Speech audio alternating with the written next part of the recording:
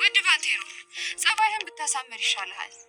ምክንያቱም በቅርቡ አንተና ሔዋንን እግሬ ስር የምጥልበት ትልቅ ድል አግኝቻለሁ። ድል ነው ያልሽው?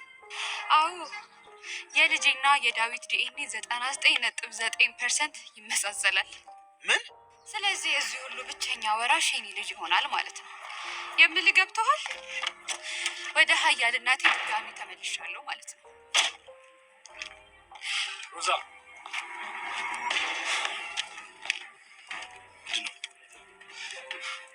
ምንድነው? አንቺ ውሻ አስወራሽ አይደል?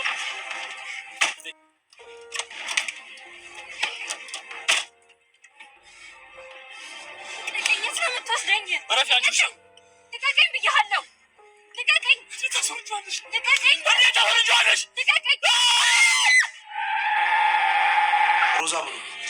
ትላንትና እሷን ስለመጉዳት ስታወራ የነበርከው ሰውዬ ዛሬ በድን አካላቷ ላይ ነፍስ ለመዝራት ደም ሰጠህ አይደል?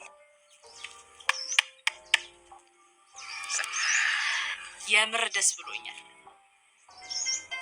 ምን ሆነሻል? አረ ምንም ቢሆን እኮ ሚስቴ ነበረች። በጣም ጥሩ። ሶሪ ባንቴሮ፣ እንደዛ ለማለት ነገር ብቻ መልስ ሰጋችሁ ነኝ።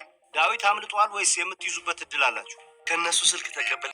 ይቅርታ ሮዛ፣ ይቅርታ አደጋ ደርሶባት። ይቅርታ ምን?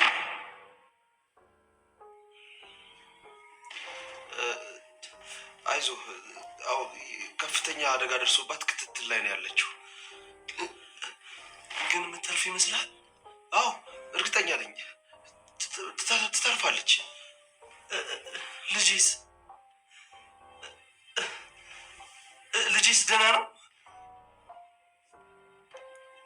ሔዋን ልጄ ደህና ነው? ነገሩን እንጂ ዶክተሮቹ ጽንሱን ማትረፍ አልቻሉም።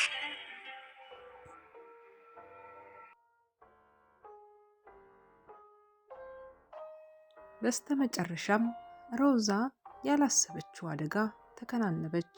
በጣም ከባዱና ህይወቷን መስዋዕት ሊያደርግ የሚችለው አደጋ እንግዲህ ባላሰበችው አጋጣሚ ከአብኖን ጋራ በንዴት ሆኖ እየነዳ በፍጥነት ባለበት ሰዓት ላይ ያልታሰበ አደጋ አጋጥሟቸዋል።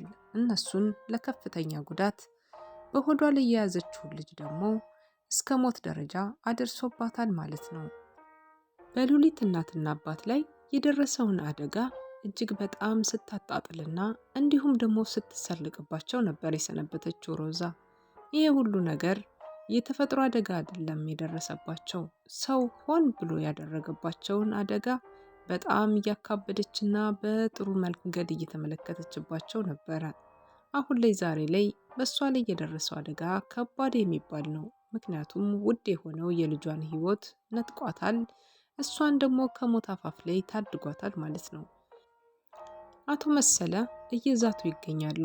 ሙሽራዬን ነጥቃችሁኛል፣ ያንቺን ሙሽራ ወስዳለሁኝ ብሎ ከሔዋን ጋራ እጅግ በጣም አውጣጭኝ ውስጥ ገብተው የነበሩት መሰለና እንዲሁም ደግሞ ሔዋን በአሁኑ ሰዓት ላይ ድርድሩን ተቀብያለሁ በማለት በብር የሚስማማው በብር ላይ የማይጨክነው አቶ መሰለ ይችን የመሰለች ትንሽ ልጅ ከትምህርት ገበታዋ አቋርጦ አግብቻ ትኖራለሁ በማለት እያስፈራራና እንዲሁም ደግሞ ቤተሰቦቿን እያንገላታ የሚገኘው አቶ መሰለ አሁን ላይ ከሔዋን ጋራ በገንዘብ እደራደራለሁ፣ ሀሳብሽን ተጋርቻለሁ፣ ታዲያ ይሄንን ነገር በወረቀት እናሰፍረዋለን፣ ወረቀትና ሞኝ የያዘውን አይለቅም፣ እንፈራረማለን በማለት ሔዋንን እንግዲህ ጠበቅ ያለ ቃላት ሲናገሯት ነበረ።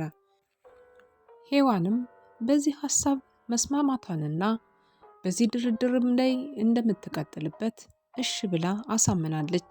ወደ እኔ ስትመጪ ስልክሽን መዝጋት አለብሽ፣ ሁሉንም ነገር ለማንም ነገር ይሄንን ነገር ከኔና አንቺ ውጭ ወፎች እንኳን የሚሰሙሽ አይገባም በማለት እንግዲህ ከበድ ያለውን ነገር ሲናገራት ነበር። እሷም ለዴብና እንዲሁም ደግሞ ለሉሊት ነፃነት ስትል ሁሉን ነገር እሺ በማለት እየተስማማች ትገኛለች።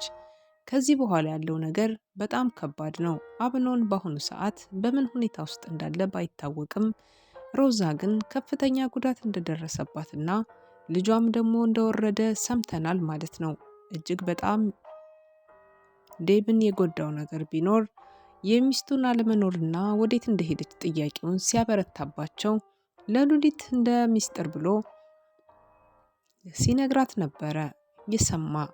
ዳዊት ምንድን እያላችሁ ነው? ምን ሆነች ሮዛ? በማለት ባንቴሮንን ከአንደበቱ የሚወጣውን ቃላቶችን ሳይጨርስ እጅግ በጣም በንዴትና እጅግ በጣም በቁጣ ስሜት ውስጥ ተሆኖ ምን ሆነች ሲል ነበረ ዴቭ የሆነውን ነገር እስከ መቼ ድረስ ደብቀን እናቆየዋለን? ስለዚህ ደግሞ ሔዋን ከነበረችበት ከጓዳዋ ወጣ ብላ ያለውን ነገር መናገር አለብን። እስከ መቼ ድረስ ተደብቆስ ይቻላል? ይዘለቃል? አሁን ላይ እረፍት አድርገዋል የተወሰነ። ስለዚህ ደግሞ እውነታውን ማወቅ አለባቸው በማለት ሔዋን ሁሉንም ነገር ዝግዝግ አርጋ ትናገራለች። እጅግ በጣም ደንግጦ ሚይዘው የሚጨብጠውን ነገር አሳጣው። እንዴት ናት ታዲያ አሁን በህይወት ትተርፋለችን? ብለው ጥያቄ ዴቭ እየጠየቀ ነበረ። አዎ ትተርፋለች፣ አይዞህ ምንም አትሆንም ወንድሜ፣ ትተርፋለች፣ ደህና ናት እኮ እያለ ለማጽናናት ቃላቶችን ሲጠቀም የነበረው ባንቴሮን አሁን ላይ ግን ሔዋን ልጁ በህይወት እንደሌለና እንዲሁም ደግሞ ልጄ ብሎ ለጠየቀው ጥያቄ መልስ ስትሰጥ ነበረ። ዴቭም ደግሞ እሷ ደህንነቷን ካረጋገጠና ከጠየቀ በኋላ ልጅስ እንዴት ሆኖ ይሆን በሆዷ የያዘችው ብሎ እጅግ በጣም ባዘነ ስሜት ታየዋለች። ያው ልጁን ማትረፍ እንዳልተቻለና በህይወት እንደሌለ እየተናገሩ ነበረ። ስቅስቅ ብሎ እያለቀሰ እዚህ ጋር ነበር ያለቀው ፊልሙ። በጣም ከባድ ስሜት ውስጥ ሆኗል ዴቭ። አሁን ላይ ጠላቶቹ አንጃበውበታል። እቤት ውስጥ ያለው ችግሮች በዝተውበታል። ለልጁ የነበረው ስሜትና ፍቅር በአንድ ጊዜ ሊሻር አይችልም። ምክንያቱም ደግሞ ከሮዛ መጥፎም ትሆን እንጂ እሱ የአባትነት ፍቅር እንዲኖረው ይፈልግ ነበር። ግን ደግሞ ሮዛ የምታውቀው አንድ ትልቅ ሚስጥር አለ። ከሁለት ወንዶች መሄዷንና ከሁለት አንዳቸው የየትኛው እንደሆነ አባትየው ባይታወቅም ከሁለት አንዳቸው አባት እንደሚሆኑ እርግጠኛ ነበረች። ግን ዴቭ መሞቱን ሰምቻለሁና የዚህን ሀብትና ንብረት ወራሽ ነው ልጄ፣ ይህንን ምስክርነት ደግሞ እኔ ራሴ ነኝ ማበስራችሁ በማለት ነገሮቹን ወደ ባንቴሮን ደውላ ከዚህ በኋላ አንተና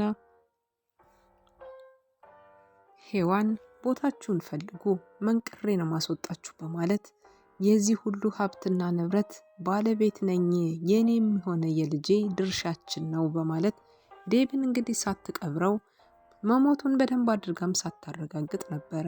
እሷ የእሷን ህይወት ሳትመለከት ገና ስላልተወለደው ልጅና እንዲሁም ደግሞ ሳይሞት ባለቤቷ ሞቷል በማለት ስታሟርትበት የቆየችው።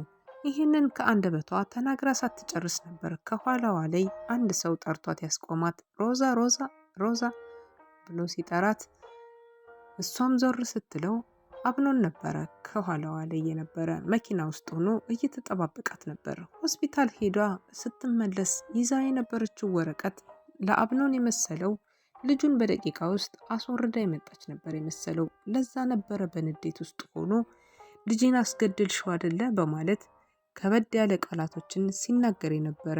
እሷም አላወቀችም። ምክንያቱም ደግሞ ይህንን ነገር ለማስረዳት ጊዜ አልሰጣትም።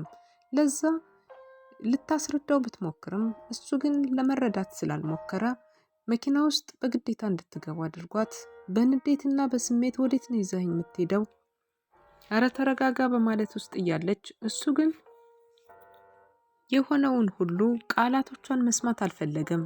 የልጅ አባት መሆንም ብቻ ነበር አምሮቱና ፍላጎቱ።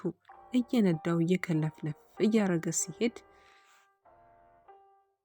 ሉሊትን እስከ መጨረሻው ድረስ ካላገኘኋት ከዚህ በኋላ ምንም አይነት ነገር አላልፍም የሚለው አቶ መሰለ ምን ሊያደርግ ይችላል የሚለው በጣም ከባድ ነገሮችን ሊያደርግ ይችላል። ምክንያቱም ደግሞ አቶ መሰለ ሉሊትን የምትመስል ልጅ እኔ የኔ ሚስት መሆን አለባት ብሎ ወስኗል ማለት ነው። ሉሊት ከዚህ በኋላ ትምህርቷን ትታ እሱን አግብታ መኖር ካልፈለገች በቀር እሱ ቢሞትም ራሱ የሚተዋት አይነት ሰው አይደለም ማለት ነው። ሀብትና ንብረታቸውን እጅግ በጣም ከሚገባው በላይ በንዴት ውስጥ ሆኖ እየነዳ ስለነበረ እንግዲህ ያላሰበውን አደጋ አጋጥሞታል ማለት ነው። ሁለታቸውንም አደጋ ላይ የጣላቸው ነገር ቢኖር የሁለቱ አለመግባባትና እንዲሁም ደግሞ የነበረው ነገር ስሜታዊ በመሆናቸው ነው።